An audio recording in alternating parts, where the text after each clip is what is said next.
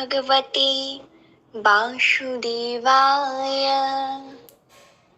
अथ प्रथमोऽध्याय विषादयोग।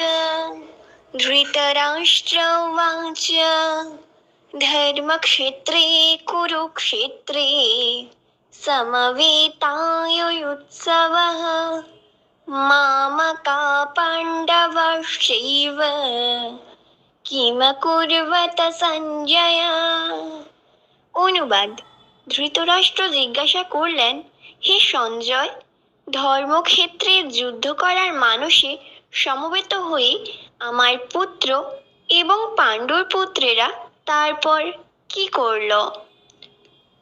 সঞ্জয় উবাচ দৃষ্টা তু পাণ্ডবানেকম रूढं दुर्योधनस्तदा आचार्यमपुसंज्ञम् রাজা বচনমব্রবীত। অনুবাদ।